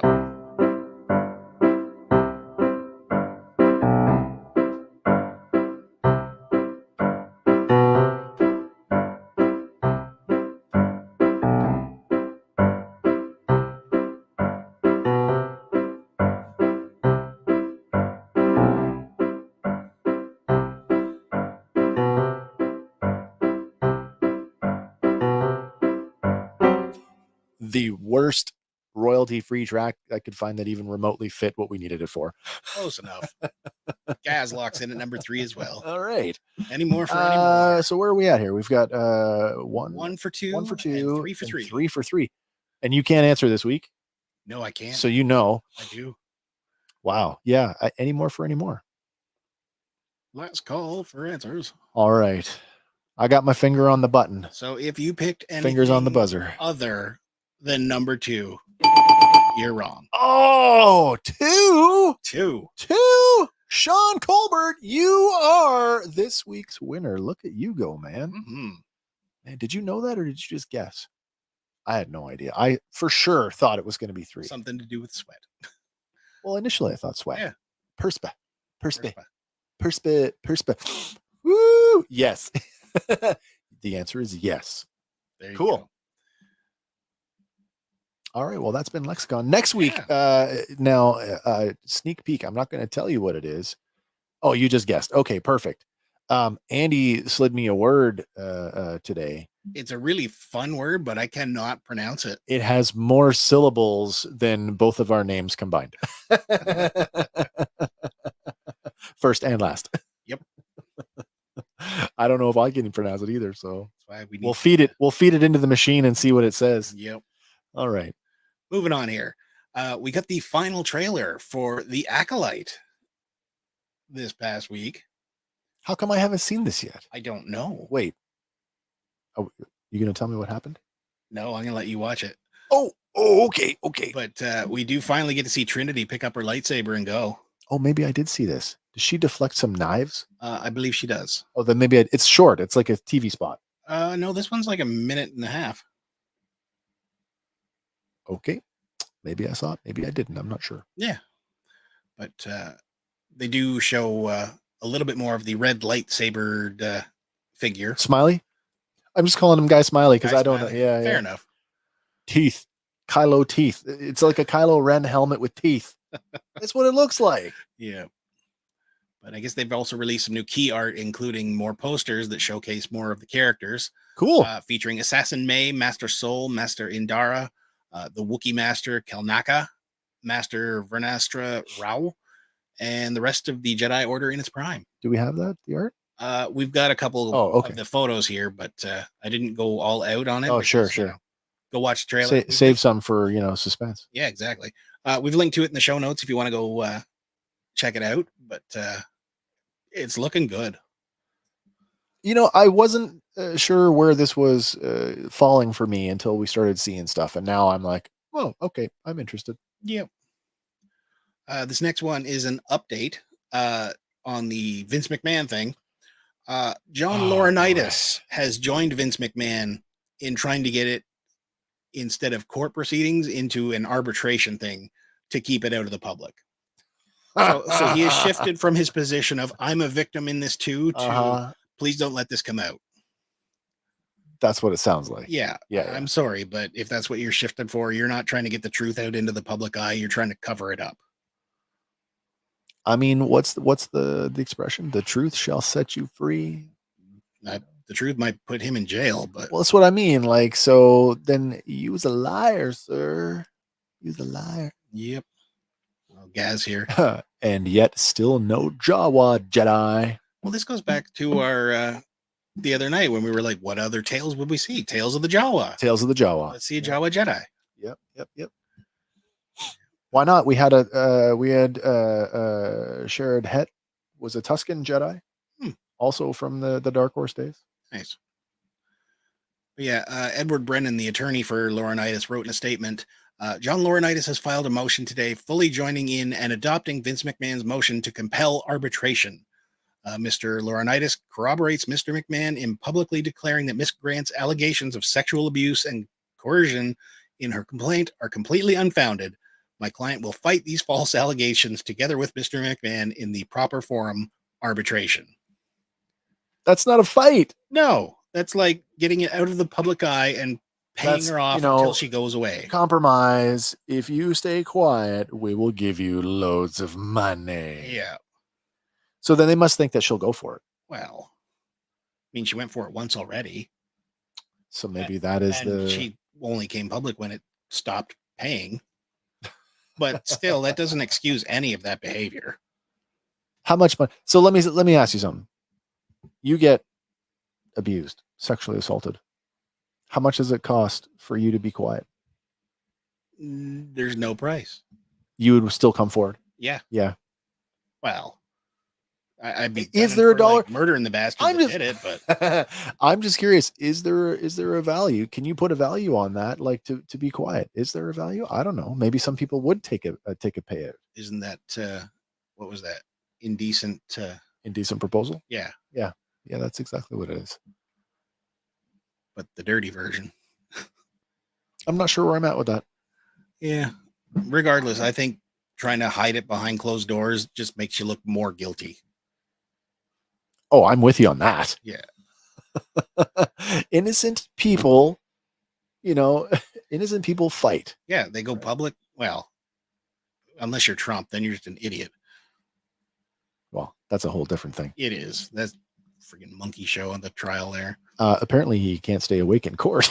He can't keep his mouth shut. The guy's like hit with contempt like 10 times. Yeah, and they want something like 1,000 or something for every act of contempt. Yeah, it's nothing. It's peanuts. Yeah, it's peanuts. But as we mentioned earlier, Captain America Sam Wilson did get a Brave New World costume upgrade, and they've given it to us courtesy of Empire Magazine. This just reminds me of the Steve Rogers stealth suit, Winter Soldier. Yeah. I don't know if clearly we're gonna have some kind of costume change throughout the movie, like Steve did. Yeah. Because that other one that we saw earlier was also So not the suit that we saw at the end of the Falcon and the Winter Soldier. God, no, we've got to have a new suit for every occasion. Got to have a new action figure. Yes, of course. This will be our fifth or sixth for Sam Wilson. Yeah. Oh my! Because we got the original, just with the flight suit version. Yeah, the gray military. And then there's the gray and red one. Yep. Then there's the cap suit one. Yeah. Now we'll have this one, and then they've also done the comic book version one. So. Yeah, but that we're talking MCU, right? Yes. Yeah. Yes, we are. But I don't know. I'm still gonna be all over this movie. So. For sure. I am knowing, or at least under the assumption from what we've heard, that this movie has a Winter Soldier vibe to it. Mm-hmm. I'm in. Winter Soldier is still my favorite MCU movie. So, according to director Julius Ona, Sam finds himself almost standing between Samuel Stearns and what he thinks the government owes him, and how he wants to go about in getting that. So we're getting the leader. So yeah, no, leader. Falcon and the Winter Soldier suit was killer good. Yeah, it was. So I'm surprised that they've already gone on to a new version, pivoted from that when we only got seconds of it, if that. Yeah. Here's a suit we spent all kinds of money on that you're not going to get to see. Like, even in the behind the scenes stuff where they had to digitally do the headgear. Neck and yeah. Don't turn your head. But Batman figured that one out. Yes, he did. You want to turn your head? No, you don't. Seems pretty reasonable. So Fantastic Four has cast Ralph Ineson as Galactus. Yeah, I heard We're a clip. actually going to get a proper Galactus. Heard a clip of him speaking the other day. Guy just sounds Ominous. Yeah. Nice. Yeah. Like deep villainy voice. Excellent. Yeah. So I guess casting has been up in recent weeks ahead of the Midsummer shoot in England. Yep. So I go in there. Hey, it's Zazel's Clubhouse checking in. Good morning, everybody. Yes, we are here. We are rocking it with our Random Fandom on this Wednesday evening. Thursday morning for those of you down under. Mm-hmm. Hope you're having a wonderful morning. Gas says, no, he's way too small. He's way too small. Yeah, he's like human size. Yeah, but I don't expect Galactus to be, he's going to be fully CG, I think. Oh, I don't think he will be. Well, or at least they'll shoot him with some kind of costume, I'm sure. They'll just make him look, motion cap him and make him the size of a planet. Yeah, it's going to be a Gulliver's Travels thing. Yeah. I mean, but we've seen Galactus in different scales before. We've seen him able to interact with the Fantastic Four on a level that's not like I'm eating this planet. It's not that big. Usually he's depicted at the size of one of the Celestials, right? Oh, I was going to say like skyscraper size, but no, Celestial would be bigger. Yeah. Okay. Maybe we'll get a Galactus handshake with the one that's sticking out of the planet. There. Yeah. I still get a kick out of how everybody says that hasn't been addressed, but it was an Easter egg in She-Hulk. The newspaper clipping on a TV screen for 2 seconds isn't really. That's enough for me. That way we don't get an Eternals 2. We don't need an Eternals 2? No. What about a Black Knight? Maybe. I don't. Apparently that might be dead in the water. Oh. But this one is not. On the call sheets are Pedro Pascal as Reed Richards, Vanessa Kirby as Sue Storm, Joseph Quinn as Johnny Storm, and Ebon Moss-Bachrach as Richards' friend with body issues, Ben Grimm. Ebon Moss-Bachrach, who I was not aware of until we saw him in Andor, and I thought he was such a greasy bad guy that you didn't know was a bad guy until it was like, oh, you are the bad guy. He's so good. Mm-hmm. We also have Julia Garner as the female Silver Surfer, which I'm going to take some time getting used to, but it'll be fine. Why not just go with Nova? It'll be fine. Oh, yeah, you could do Nova. You could totally do Nova, yeah. But we also have Paul Walter Hauser in an undisclosed role, but some people are theorizing he could either be the Mole Man or possibly Herbie. And I'm like on the art, Herbie was there. Herbie was on the. So I'm really hoping we get a Herbie. He needs to be the size where Earth, our planet, looks like a beach ball. Massive. Well, he's also got his ship, right? So. Galactus got a ship? Yeah, his multi-universal ship that siphons all the energy off the planet so he can eat it. Yeah, that's right. Yeah okay. Because technically he's just a cosmonaut from the last universe. Yeah. So. Oh, cosmonaut. Yep. Apparently John Malkovich is also signed on. John Malkovich in the MCU. That any ideas? I don't know. I don't know where we would place him. He's quirky. He is. So I don't know. Can he be quirky in the MCU? I hope he's quirky. I mean, he's kind of at his best when he's quirky. Yeah. Like, did you see him in Red? No, I don't. They're like retired, like hitmen. I have not seen that one. Oh, I do know the movie you're talking about. Yeah, he's good in that. Yeah. But next up here we have Cobra Kai season 6. We got our new trailer for it. Yeah, I saw that, and they've revealed that it's going to be a 3-part finale. Yeah, so we've got a longer episode count for this. Episodes in total. Yeah. With no reveal as to how they're breaking it up yet. I mean, they could just go 5, 5, and 5, but I think it's how many is it? 15 episodes total. Oh. With part 1 premiering July 18th of this year. Yeah. Part 2 is going to arrive November 28th of this year. Yeah.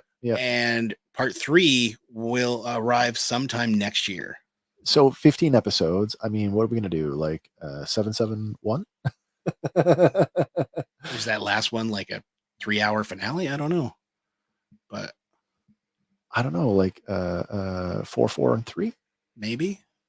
I don't know. Well, 5, 5, and 5. If you do 4, 4, and 3, you can have the finale be like a double long. True. I guess that'd be 4, 4, and 2. I don't know. And that still doesn't add up, though. No, it doesn't. 4, 4 is 8, and you do that doesn't add up either. 6, 6, and 3. 5, 5, 5. 5, 5, 5. 15. Yeah. 5, 5, 5. Yeah. We're thinking about it too hard. Yes. Overthinking it. Wow. But yeah, the official description says it picks up with Cobra Kai after they've been eliminated from the valley. Senseis and students must decide if and how they will compete in the Sekai Takai, the World Championship of Karate. So. Yeah, because that was our cliffhanger ending. We're going overseas, man. Yeah. No word as to whether we're going to tie in to the new movie or the next Karate Kid. We're still waiting to see if Julie is going to show up in this. Mm-hmm. She's the last holdout, right? Yeah, she is. So here's hoping. Do you think we'll get any soft sort of intro to any of the characters that are coming in the Jackie? I kind of hope we do. The Miyagi crossover movie? Because, Ralph Macchio is in the movie, right? So yeah. It would be nice if it was like maybe Jackie Chan's character will be also at this. Yeah. Sekai Takai. Maybe. What's Gaz saying here? Wait, Herbie? The Love Bug versus Galactus? Oh, my money's on Herbie. Watch out when he goes bananas. Wrong Herbie, but that would be interesting to see. That would be pretty good. Now we're getting all meta here. We're gonna get Herbie driving Herbie. Ooh. Now we just need an actor named Herbie to voice him. But moving on here. Season 3 of Chucky wrapped up last week. And at the end of the episode, they made a special announcement that they're seeking a 4th season. But there's nothing on the books yet. So fans can call this number 1-201-500-3347 to hear a personal message from Chucky himself. And there's a little bit of it's actually kind of funny. I called it myself. You did? I did. Oh, yeah. Okay. But they're urging people to show support for a potential season 4. Okay. And it's actually pretty funny because once you sign up in favor of this, he will contact you a couple times after the fact. By phone? By text message. Oh, text message. Okay. And it is pretty funny. For a horror show, it is running the comedy gamut there. Gotcha. But yeah, if you're a fan at all, definitely give this number a call. And then follow your instructions. You'll get a graphic to share on Facebook or Instagram or whatever. But that's cool. That's cool. So old-fashioned fan campaign. Yeah. So like, how is there any sort of direction as to how they want you to show support for this? Yes. When you not to spoil it, but when you call, he basically calls you an idiot for calling instead of texting, and then says, text this back to this number, and we'll go from there. The same number? Yeah.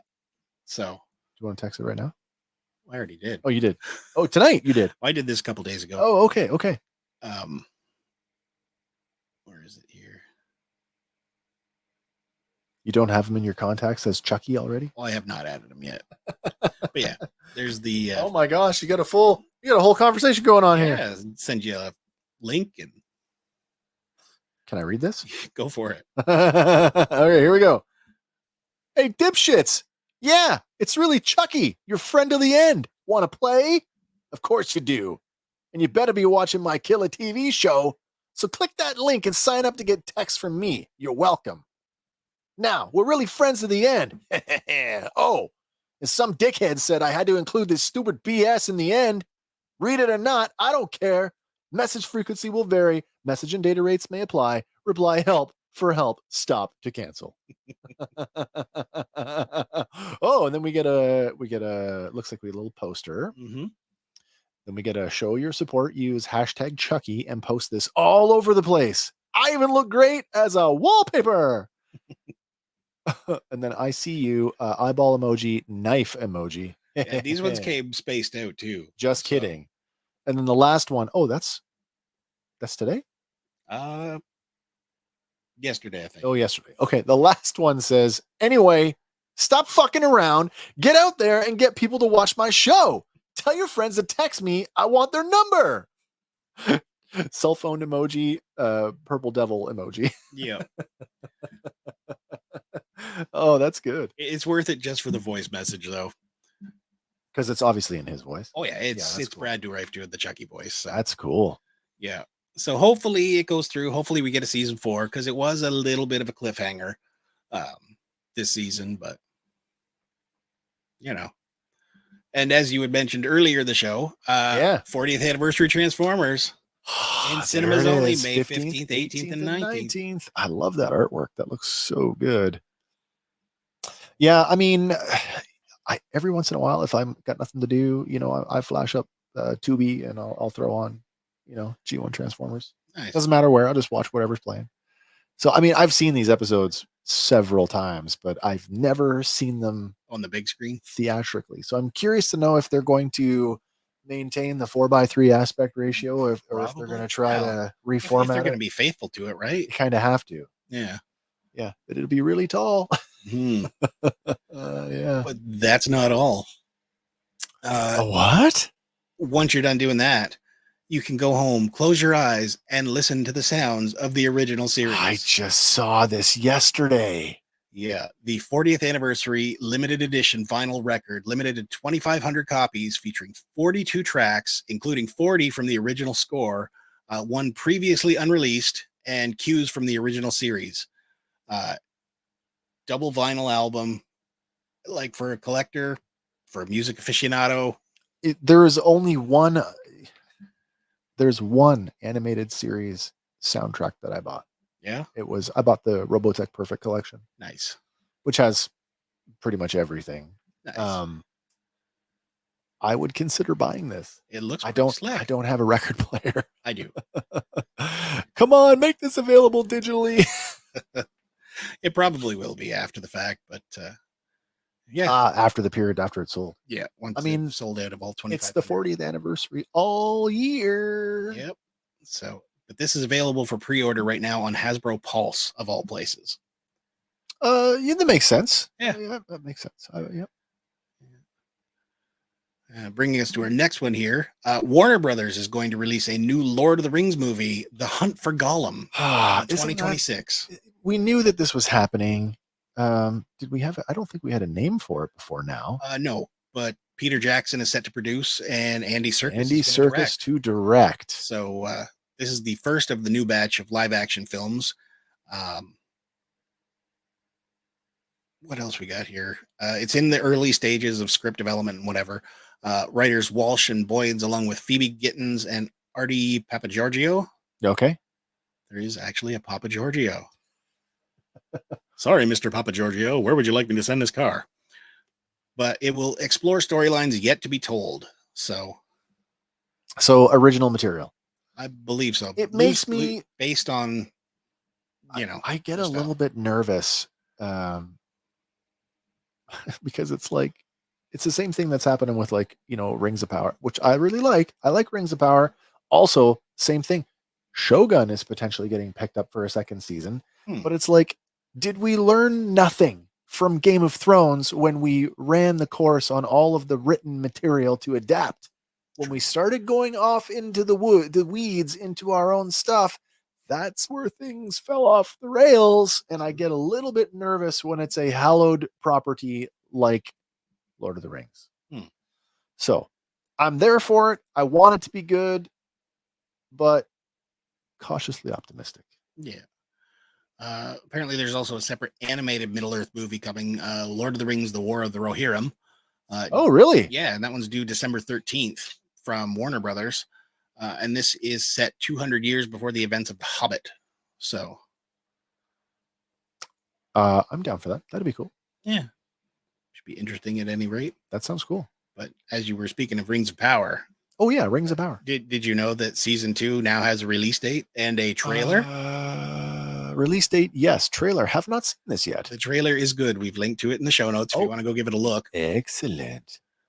But yeah, it's going to be released Thursday, August 29th of this year. Oh my God, really? August? Yeah. That's still a little ways away. Little ways away, but okay. We're going to pick it up, and the trailer looks amazing. All right.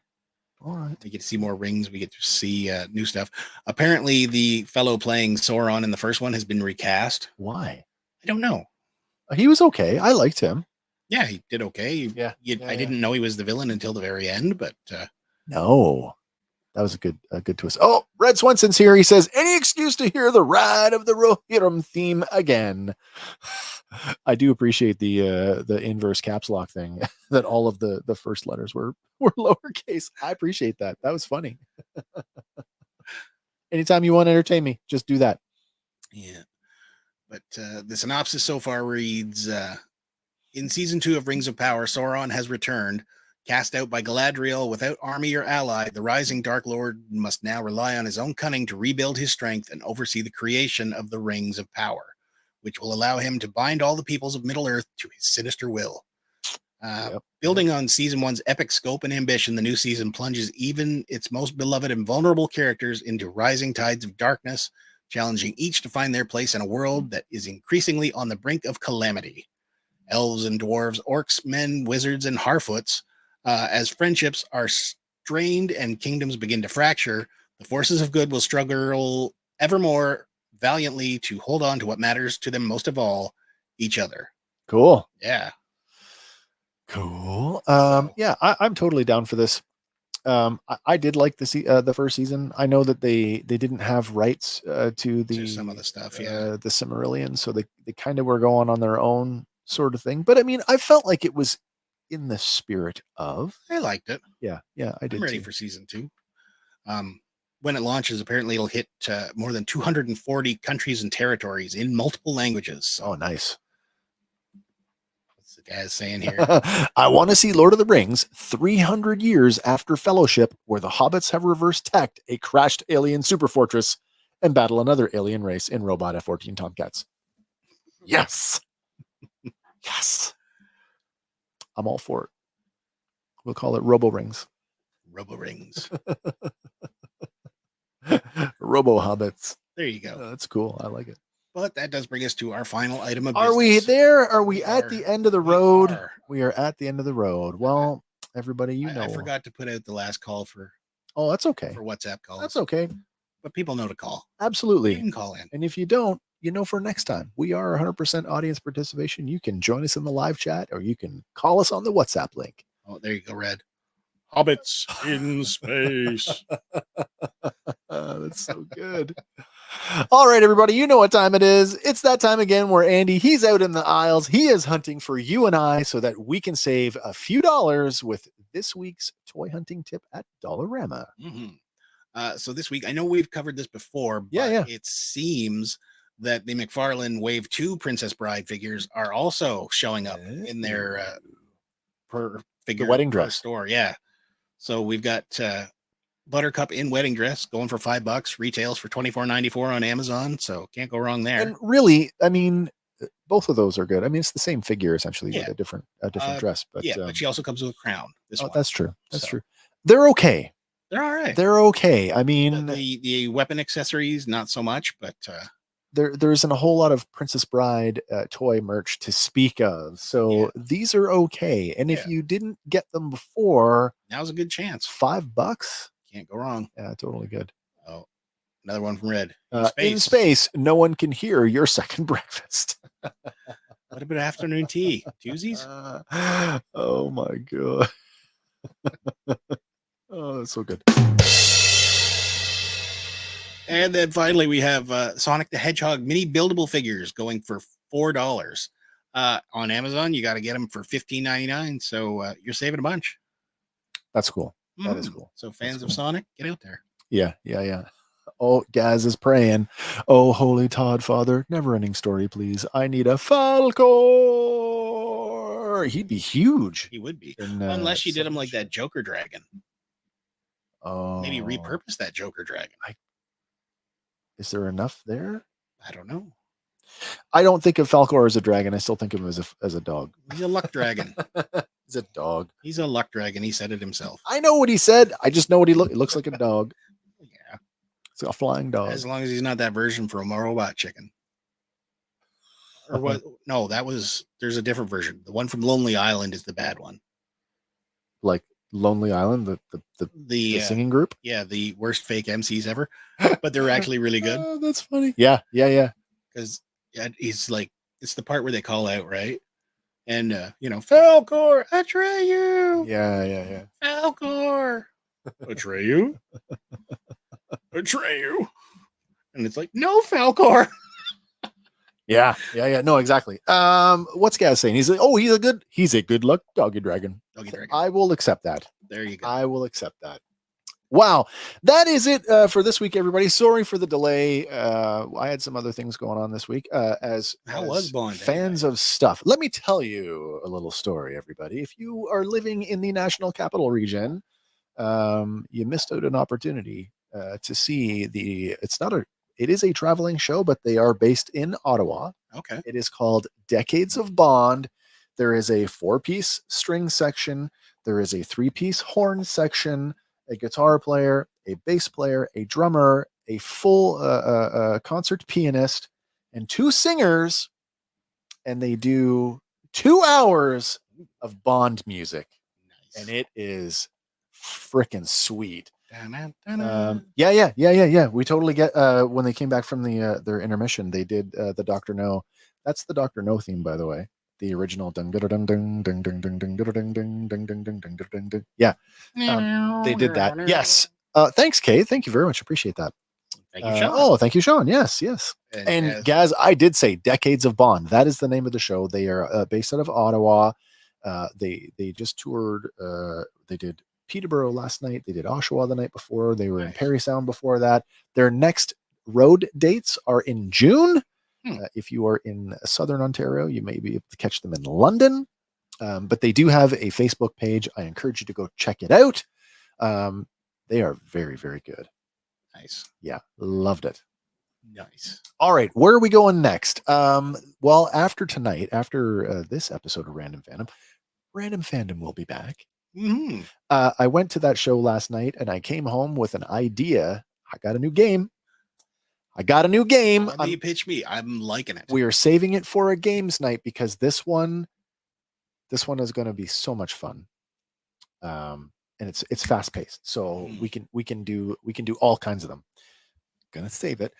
This Sunday, actually I should just say today, Wednesday, May 15th, 2024.